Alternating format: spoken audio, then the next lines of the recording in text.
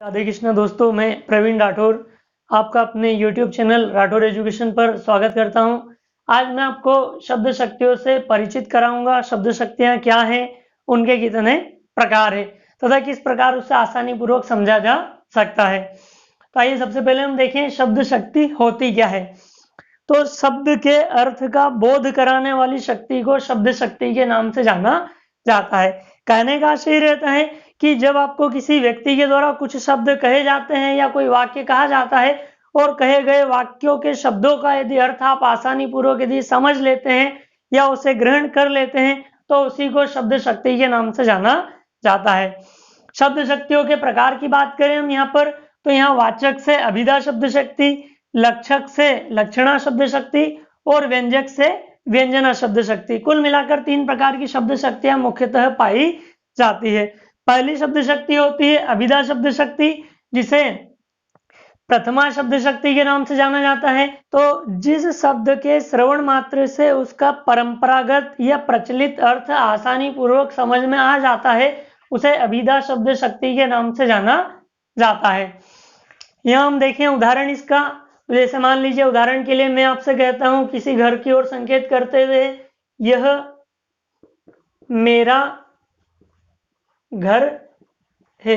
यदि मैं आपको किसी घर की ओर संकेत करते हुए कहता हूं कि यह मेरा घर है तो आप आसानी पूर्वक समझ जाएंगे कि मैं आपसे क्या कहना चाहता हूं।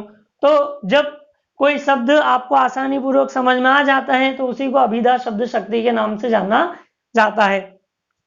आगे हम बात करें लक्षणा शब्द शक्ति की, तो जब कहे हुए शब्दों को ग्रहण करने में अभिधा शब्द शक्ति असमर्थ हो जाती है तब वहां पर लक्षणा शब्द शक्ति का प्रयोग किया जाता है। या यूं कहें कि प्रचलित शब्द या गुणार्थ शब्दों का जब प्रयोग किया जाता है तब वहां पर लक्षणा शब्द शक्ति को माना जाता है। प्रचलित और गुणार्थ में यदि हम देखें तो जैसे मान लीजिए कोई रूढ़िवादी शब्द रहते हैं या फिर यूं देखा जाए तो जितने भी मुहावरे हैं, जितने भी लोकोक्तियां हैं, जब मुहावरे और लोकोक्तियों का भी प्रयोग किया जाता है तो वहां पर लक्षणा शब्द शक्ति का प्रयोग माना जाता है। जैसे उदाहरण के लिए पुलिस को देखकर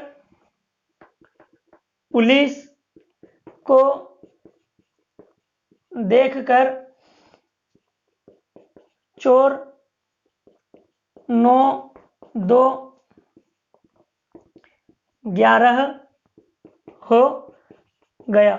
अब यहां पर यदि हम इसे कहें तो पुलिस को देखकर चोर 9, 2, 11 हो गया से यहां पर आशय रहेगा कि यहां पर एक गुणार्थ शब्द का प्रयोग किया गया, अर्थात चोर पुलिस को देखकर भाग गया, तो उसे लक्षणा शब्द शक्ति के नाम से जाना जाता है। आइए एक और उदाहरण देखें हम, जैसे मान लीजिए कभी कभी कहा जाता है सारा घर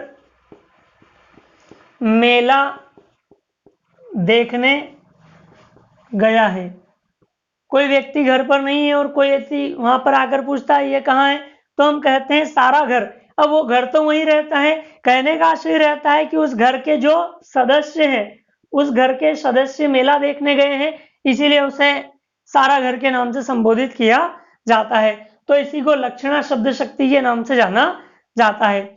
आगे हम बात करें व्यंजना शब्द शक्ति की, तो जब शब्दों को ग्रहण करने में अभिधा और लक्षणा दोनों ही यहाँ पर असमर्थ हो जाती है तब वहां पर व्यंजना शब्द शक्ति का प्रयोग किया जाता है। व्यंजना शब्द शक्ति एक ऐसी शब्द शक्ति रहती है जिसे जितने भी लोग सुनते हैं, मतलब जो शब्द कहे जाते हैं उन शब्द का जितने भी लोग श्रवण करते हैं सभी लोग अपने अपने अनुसार उसका वहां पर अर्थ प्रकट करते हैं। जैसे उदाहरण के लिए मैं कहूं कि शाम हो गई है, जैसे ही मैं कहता हूं शाम हो गई है तो मजदूर के लिए घर जाने का समय हो गया है, पंडित के लिए पूजा पाठ करने का समय हो गया है, कोई व्यक्ति यदि चरागाह है तो वो पशुओं को घर लेकर जाएगा। हर व्यक्ति अपने अपने अनुसार उसका अर्थ ग्रहण कर लेता है। जैसे मान लीजिए मैं कहता हूं कि आप बड़े वो हैं, आप बड़े वो हैं।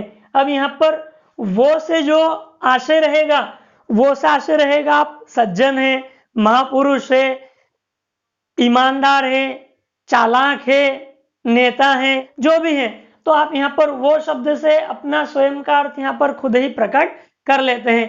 तो इसी को व्यंजना शब्द शक्ति के नाम से जाना जाता है। दोस्तों आशा करता हूँ आपको ये मेरा वीडियो पसंद आया होगा। यदि आपको ये वीडियो पसंद आया हो तो इसे ज़्यादा से ज़्यादा लाइक करें, शेयर करें, और यदि आपने अभी तक हमारे चैनल को सब्सक्राइब ना किया है तो आप हमारे चैनल को सब्सक्राइब करें ताकि आने वाले वीडियो की जानकारी आपको आसानी पूर्वक प्राप्त हो जाए। धन्यवाद।